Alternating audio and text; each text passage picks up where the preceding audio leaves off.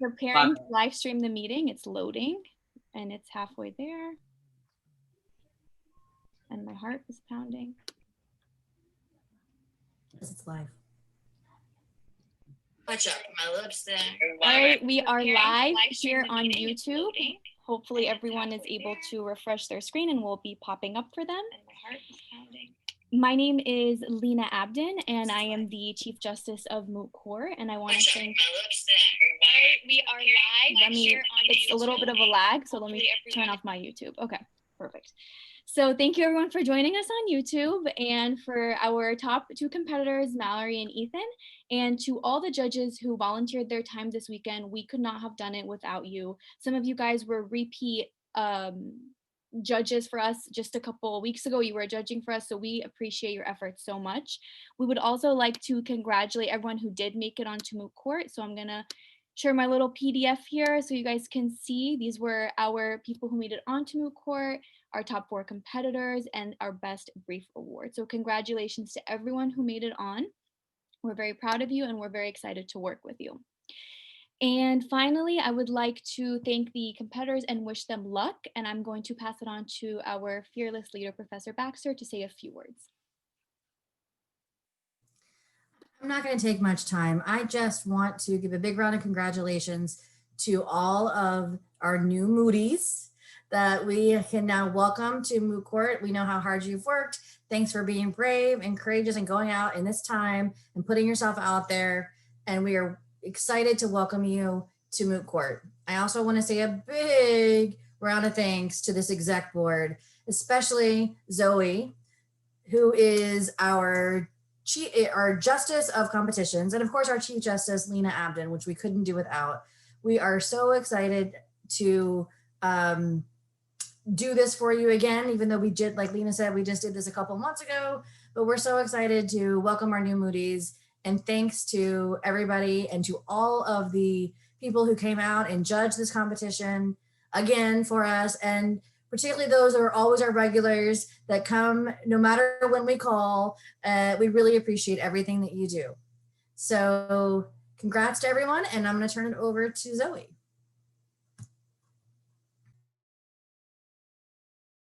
Who's on mute? Zoe, you're on mute. I have said that so many times, and this time it's me. I want to reiterate everything that Lena and Professor Baxter said. This competition would not be possible if it weren't for our judges who come out and spend the time with us. So I really appreciate you, and thank you for doing it just 2 months from the last time. So I really do appreciate it. I want to introduce our final bench, starting off with the Honorable Judge Jacqueline Powell. She is the first female Jamaican American judge to sit on the Broward County bench. Judge Powell is currently a Broward County Court judge serving many first-time offenders and hopes she can make a ruling that will steer someone from the path of becoming a convicted felon. Next, we have Anton Marino.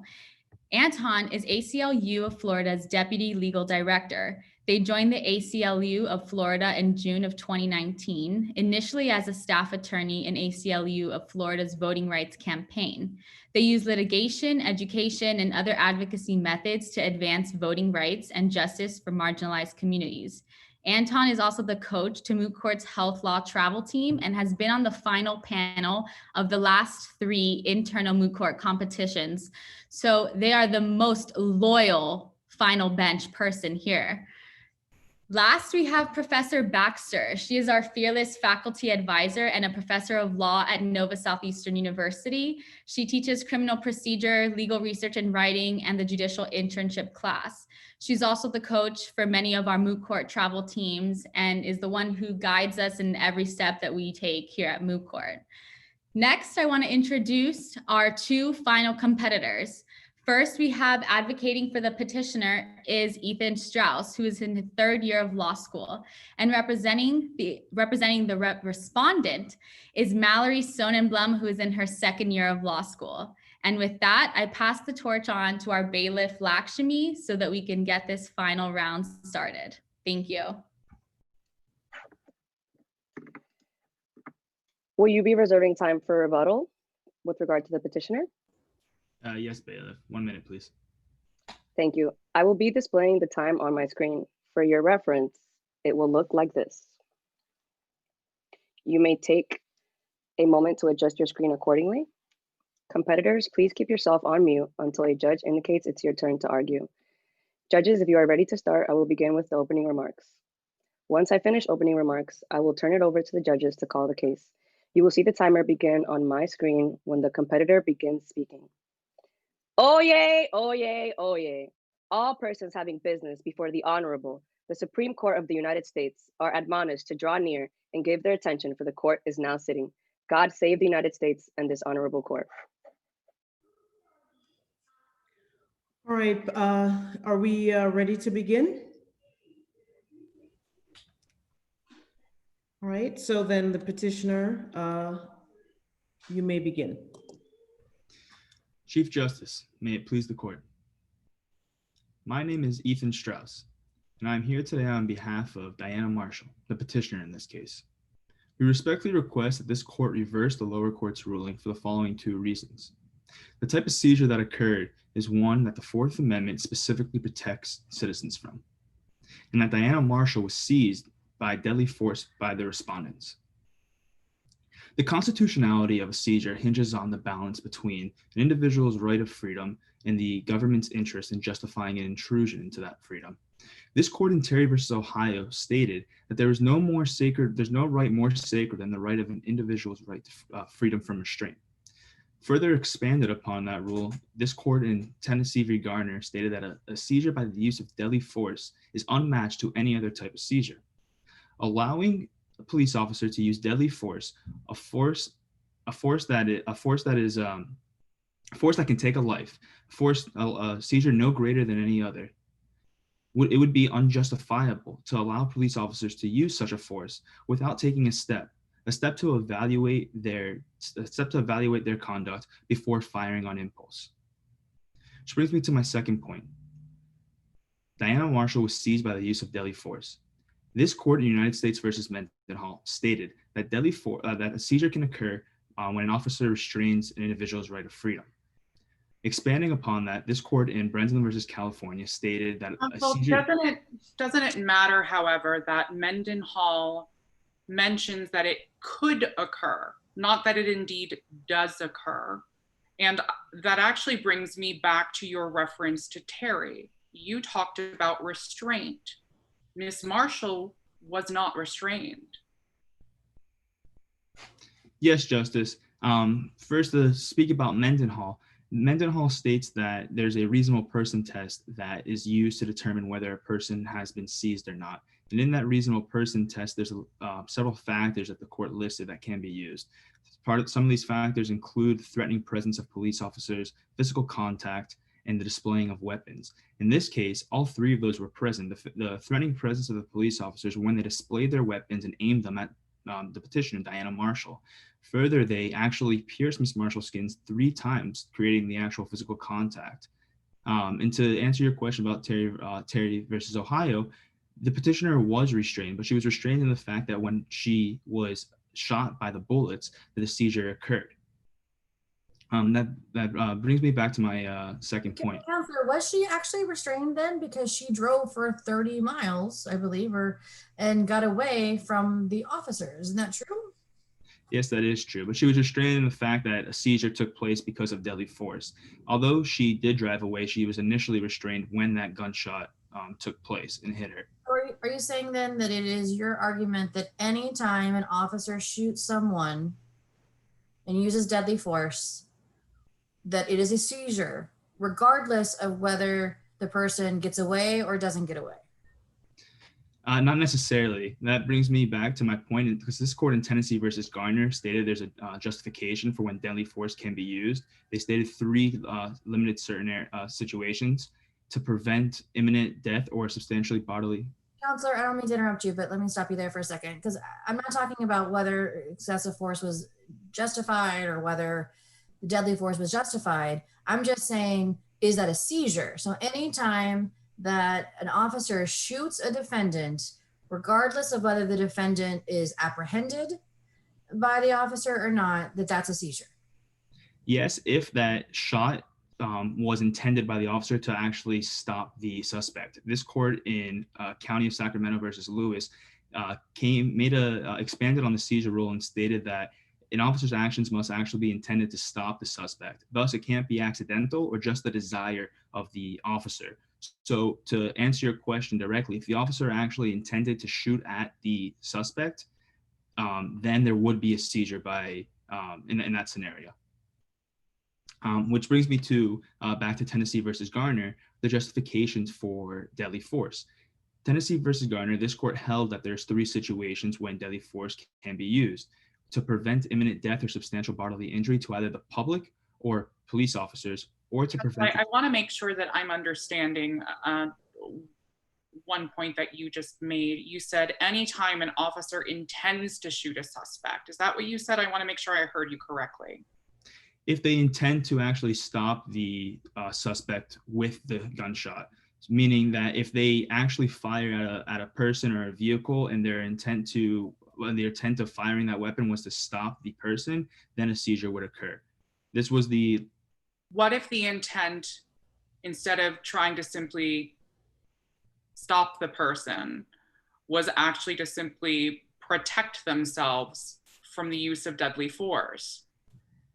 Well, that's where Tennessee versus Garner comes in. And if it was to protect themselves, then that would be a justification if there was imminent death, there was an imminent risk of death or substantial bodily injury. Here, in this case, there was neither a risk of imminent death or substantial bodily injury because. Didn't your client, however, plead guilty to 2 charges of aggravated assault with a deadly weapon against these 2 officers? Yes, she did. But the time they shot at her and the seizure actually occurred was when she was way past them. That moment when she pleaded guilty to was the first incident when they first shot at her. There was 2 scenarios in this case where the officer shot at her. The first scenario was, well, is that scenario that you just mentioned. However, the second scenario when she was actually shot by the officers, it was when she was well past the officers and past the public. And that brings me back to my public policy argument. The police officers, to be able to use deadly force at any time they feel it's right, they may put the public at risk indeed just by using that deadly force.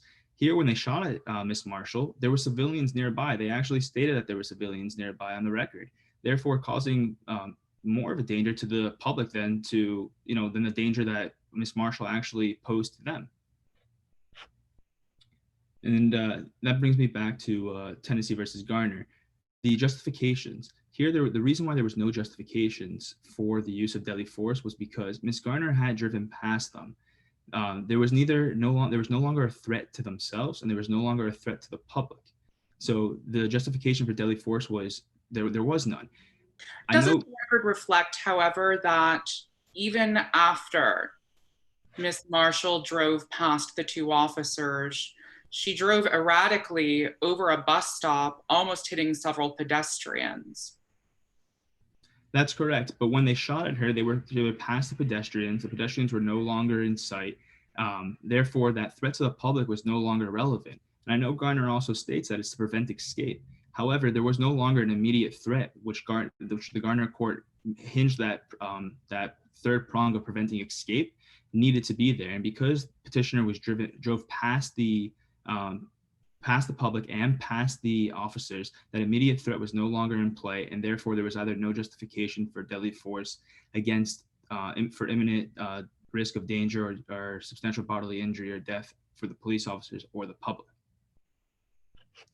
For the foregoing reasons, we respectfully request that this court reverse the lower court's decision, because the seizure that occurred here was one that the Fourth Amendment specifically protects citizens from, and the officers used deadly force to seize Miss Marshall. Thank you for your time.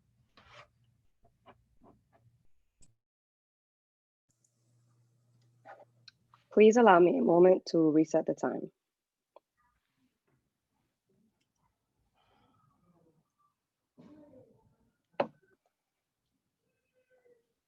Judges, whenever you're ready. All right, a respondent, are you ready to proceed? Yes, Your Honor. You may proceed. Chief Justice Powell, Your Honors, and may it please the court. My name is Mallory Sonnenblum. and I represent the respondents in this case, Officer Sutton and Tarek. We respectfully request that this court affirm the lower court's decision, finding that the petitioner was not seized by Officers Sutton and Tarek under the Fourth Amendment, firstly, because she was not restrained, and secondly, as a matter of public policy. Page 7 of the record sets forth that in this court recognizes two types of seizures, seizures by show of authority and by physical force. This rule was set forth by Terry versus Ohio in 1968. Before I make my first legal argument, there is a fact that is important to state at the forefront, such as the petitioner's statement that she did not even know she was injured until after she had driven 30 miles herself to another city, as you can see on page 6 of the record. Doesn't our analysis, though, begin with the text of the Fourth Amendment and determining the meaning of seizure within that provision's context? And if we look at the way that this court has previously defined seizure, at least in Hodari D, it suggests that seizure readily bears the meaning of a laying on of hands or application of physical force to restrain. It doesn't suggest that the restraint need occur. It just simply suggests that there be a physical contact. So why should we recede from that definition here? Your Honor, we should recede from that definition because the facts and circumstances are very distinguishable. In agreement with the lower courts, a suspect's freedom of movement must be actually physically restrained or controlled for a seizure to occur. This is demonstrated in Brooks v. City of Aurora, where the court held that even when physical force is used by an officer in attempt to restrain a subject, unless that force results in a termination of the suspect's movement, no seizure has actually occurred. Are you saying then if the suspect has the ability to get away, then it all comes down to whether the suspect has the ability to get away or whether the suspect is actually taken under power by the police officer? Doesn't that seem sort of arbitrary? Yes, Your Honor. However, it is distinguishable by the termination of the suspect's movement.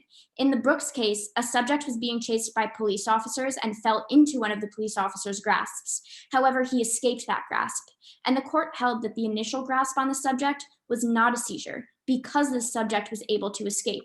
But isn't that contrary, though, to some of what Justice Scalia noted in Hodari D, where you could indeed have a seizure that exists at one moment in time, but it doesn't necessarily extend throughout the period of that suspect's fugitivity. And further to that point, where do we draw the line? Do we simply say that a person, or rather, are your clients asking us to say that if a person never immediately stops upon the use of deadly force, that no seizure occurs, period, full stop? Not period, full stop, Your Honor. The context and the facts and circumstances are extremely important in weighing these cases. An escape of a person on foot for a few feet is very different from a person who is able to escape by vehicle for 30 miles. This is a very different situation where the attempt of a seizure might be in furtherance of that apprehension or not in furtherance. It's much more difficult for the apprehension to be in furtherance of this attempt to restrain a subject if that subject is 30 miles away, like the petitioner was in this case. This brings me to my next point. In United States versus Mendenhall, the court outlined a test to determine when an encounter shall be deemed a seizure, with facts and circumstances distinguishable from this case. In addition to the restraint on someone's freedom of movement, the court in Mendenhall established that only if in view of all the circumstances surrounding the incident, a reasonable person would have believed he was not free to leave. Counselor, let's look back at the text of some of these cases. So if we look at Hodari D, we go back and look at Hodari D, it makes it clear, Justice Scalia wrote in the majority opinion, that an arrest requires either physical force or, where that is absent, submission to the assertion of authority. So doesn't that seem to me there's two totally different ways, right, that you would be seized? And so if you use physical force, it just seems to me obvious from the reading of that that you don't have to then submit to authority.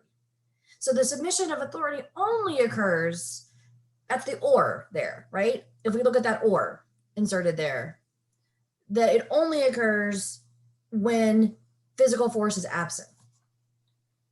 Yes, Your Honor, but there's also an argument to be made on this reasonable objective standard test that Mendenhall set forth.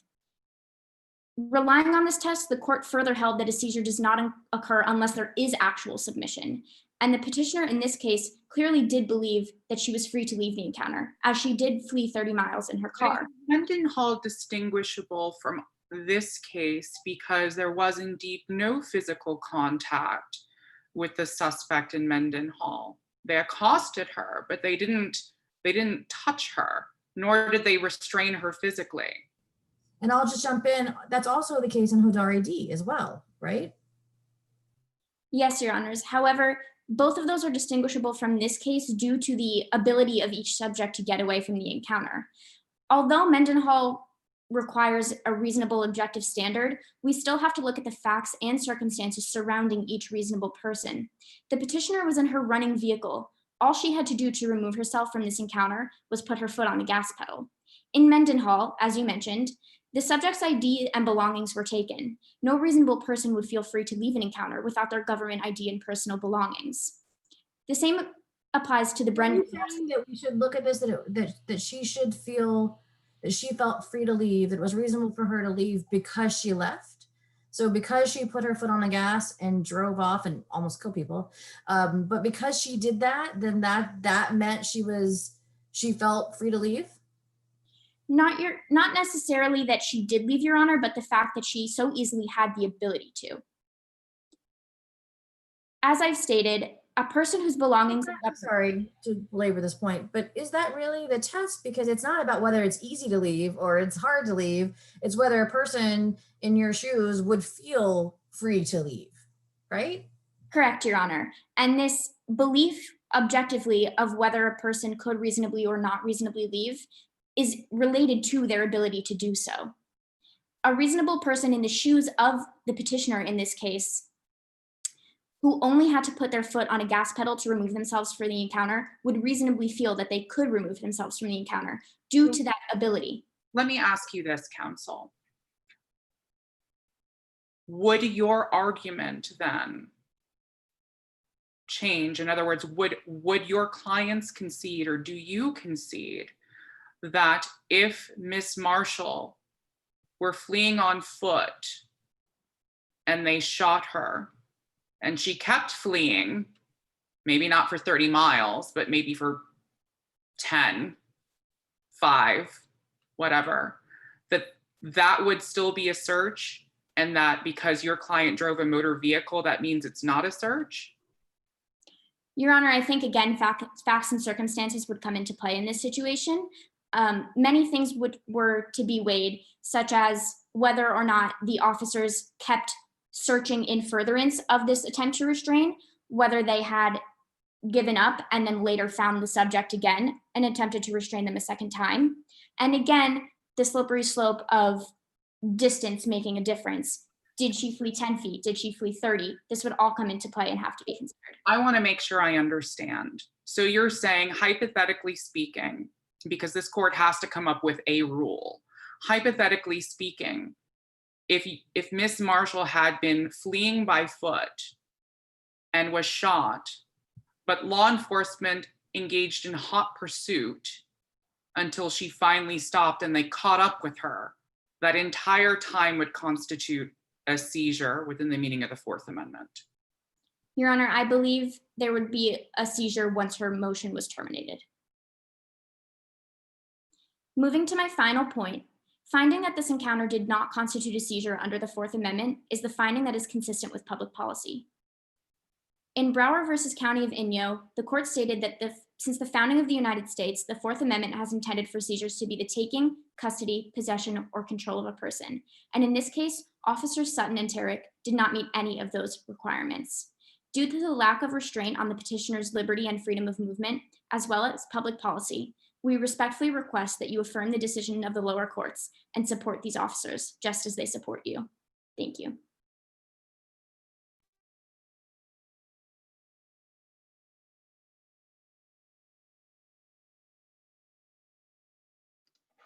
Please allow me 1 minute, please.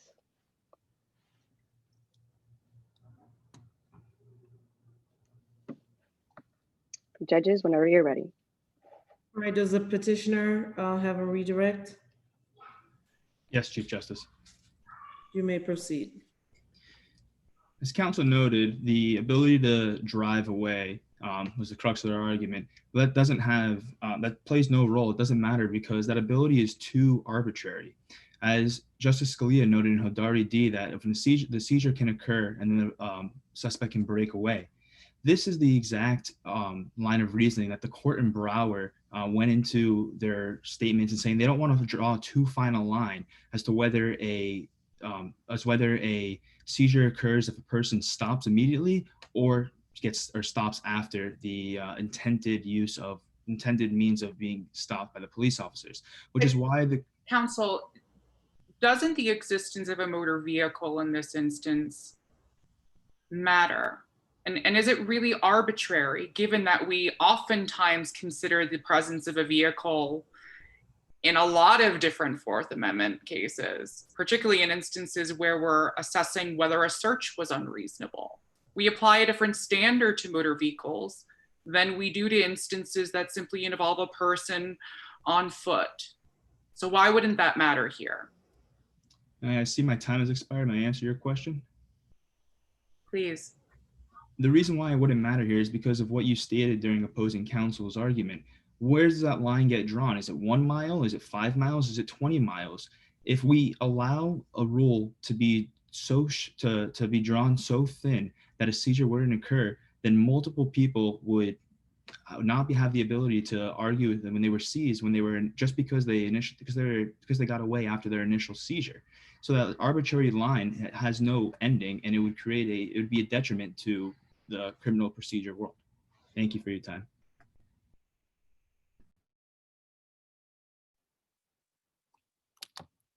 Thank you to our competitors. I'm going to move the judges and myself to a breakout room for deliberation. Everyone else stay put, and we will be back shortly. Just give me a minute to organize the breakout room.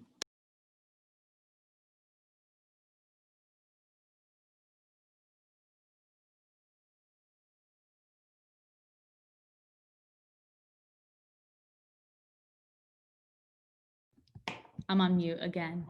I was saying that Ethan and Mallory, you can breathe because it's over. Like officially over. I'm not going to tell you it's over and then email you and say, wait, it's not over. You are done. You've made it onto Moot Court. You're the two top finalists. Should be a good feeling. You should be really proud of yourselves. This is always a weird, uncomfortable situation to be in, but stepping out of your comfort zone makes you grow. I gotta say, to any 2L that actually did the who did this, I commend them all, because without criminal procedure, I think I would have been lost. So Mallory, big props to you. Thank you so much. I do want to make that announcement to our audience.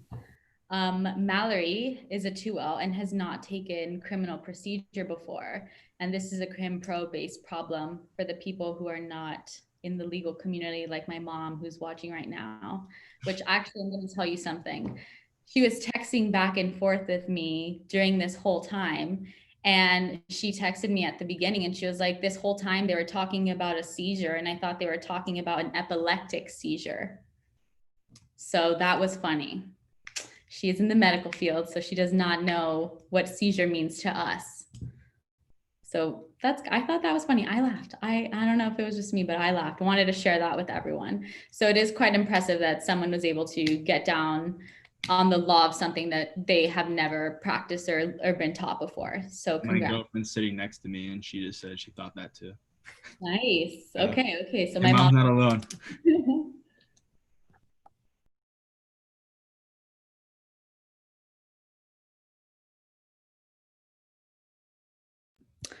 Professor Baxter and Justice Anton, you need to go to the room by pressing the bottom of your screen, and then it should tell you which room to go to.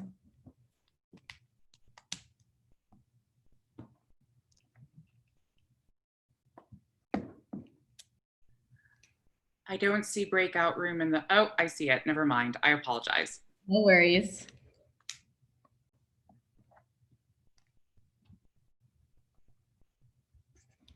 So I would like to make another announcement clearly I have a lot of announcements, but I would like to make another announcement and recognize 2 individuals who really shine today in the eyes of not just the executive board, but also their fellow members.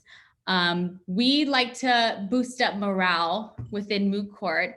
And this year we started doing Bailiff of the Year, or Bailiff of the Competition rather, because clearly we have more than one competition. We're having competitions every month now. So now I'm going to announce who is not only the Judge of the Year, but also the Bailiff of the Year. And I'm gonna give myself a drum roll. The Bailiff of the Year is the one and only Lakshmi, who is on the screen. She was the best bailiff. She brought it to us. She was innovative and did a wonderful job in executing her role. So congratulations, Lakshmi. You deserve this. Thank you, Moot Court. I really appreciate it. Well, wait for the prize. You know it, but not everyone else knows it. Next, I'm going to announce Judge of the Competition. I hope this person is watching it. Otherwise, this announcement would be moot. Okay. So Judge of the Year is, drum roll, Megan Breen. Congratulations, Megan. I hope you're listening and I hope you text me that you're actually watching. But Megan did have a shout out from a non-Moody judge that she was an excellent judge this competition. So we thought it was fair that you received this award. Speaking of awards, you have the option of choosing a $15 gift card or a one of a kind, not really one of a kind because I made 50 of these, but one of a kind Moot Court sweater for the price of $0. Your choice. You get whatever you want. So let me know what you'd like as your option so I can reserve your sweater. And hopefully the merch. You want the merch.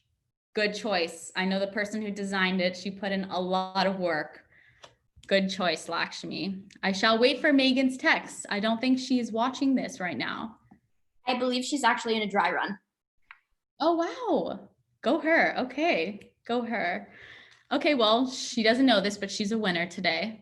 As everyone on the screen, clearly a winner. This is a great accomplishment for us all, especially me, because it's my second competition via Zoom while I write my own brief. So this is also a fun time for me. And my computer crashed this morning.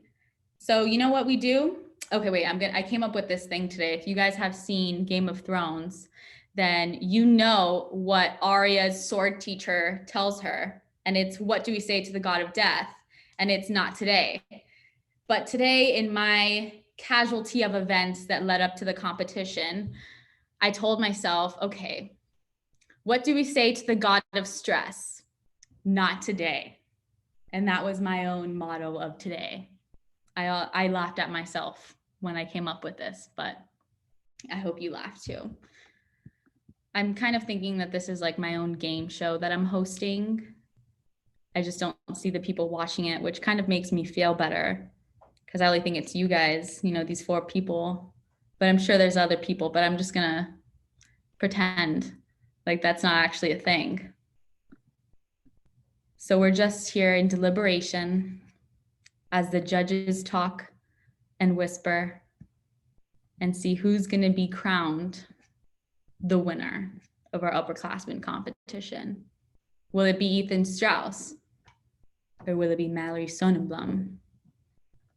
I don't know. We wait here. Maybe I should stop talking now. No one else wants to say anything. You're doing a great job. You're doing a great job.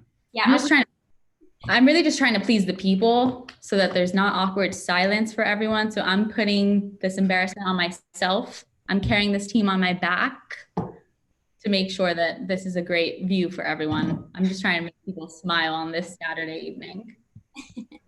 The enthusiasm is, still there, just like it was at 2 o'clock today. So Thank you. I appreciate that so much. It's a double espresso over ice.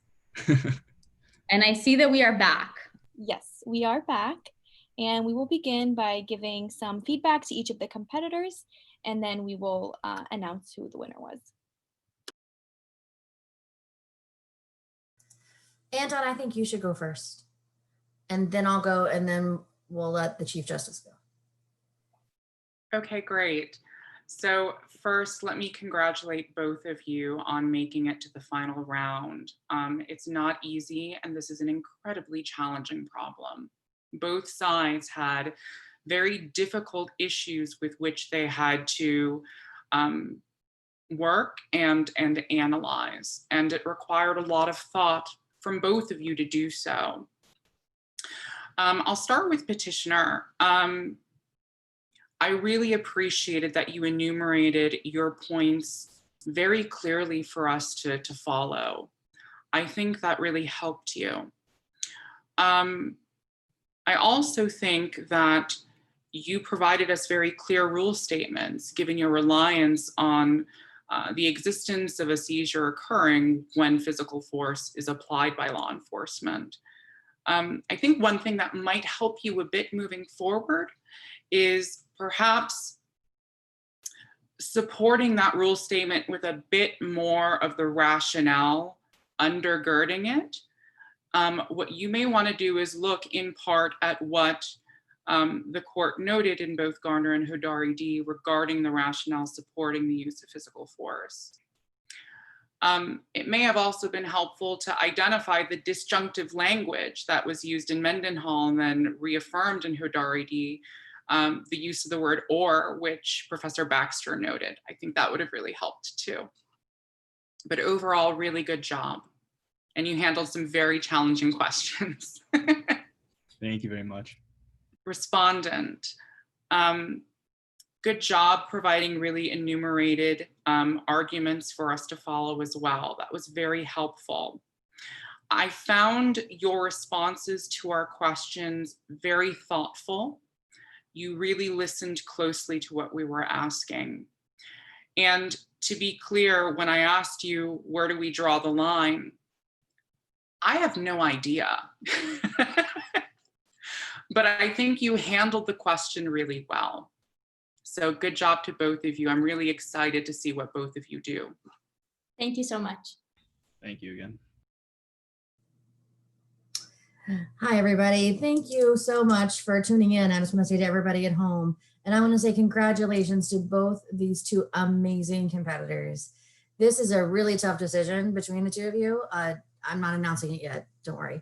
But it was really hard because you're both amazing. It's evident why you made it to the final round. So I am so excited to welcome you to Moot Court, and I can't wait to work with you. But let me just give you a couple of feedback and a couple of pointers before we move on. Ethan, I really liked your rebuttal. I thought it was good to the point. It showed that you had listened to the respondent's argument and you addressed some things that that Justice Anton had said, so Justice Marino, sorry, had said. And so I thought that was really effective. And so continue to do that. If you're going to do a rebuttal, make sure you're actually incorporating something that was said during that round. Mallory, you're unflappable. I just think you're unflappable. You're so calm and conceited, and I'm blown away by you as a 2L getting up there and understanding the depth of these cases that I teach in criminal procedure, that I'm not sure maybe you understand them better than I do. And you have not even taken the class yet. So I'm just really impressed with how well you articulated the answers to the questions. And it was evident how much you prepared for this competition. So I am just really excited for both of you, and congratulations. Thank you so much. Thank you.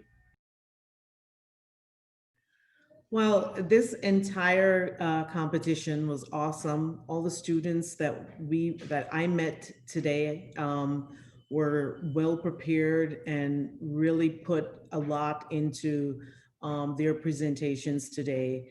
Both Mr. Strauss and Ms. Sonnenblum. I didn't judge you before until this round. And then when you both started, I only kept thinking, now I know why these two are the finalists. You both are awesome, well prepared. You set out your roadmap for your arguments and we were able to follow them. And I want to let you know for both of you, I felt for both of you during this last competition. You got some really tough questions and I was nervous for you, but you both held your own.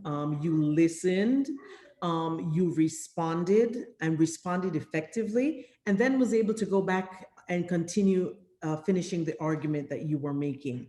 And that is just so important. And congratulations, kudos to both of you. Unfortunately, with these, it's a competition, and so someone has to come out on top. And so again, both of you, great job, and congratulations for making it to this point. It was not easy. It really wasn't easy. It was difficult. We went back and forth, but we decided. And Mallory Sonnenblum, you are the top winner for this competition. Congratulations, Mallory. Thank you so much. You did an incredible job, Ethan. And like I said before, and Professor Baxter hit it too. Not taking Crim Pro, I mean, I commend you for that. It's unbelievable. So much. Awesome. Congratulations, Mallory. Thank you. And thank you to all our judges for helping us with this round and for everything that you do. And thank you for everyone who was tuning in. And we are excited for this new era in Moot Court with our new Moody's. And I'm going to end the live now, and hopefully we will see you very soon. Thank you very much.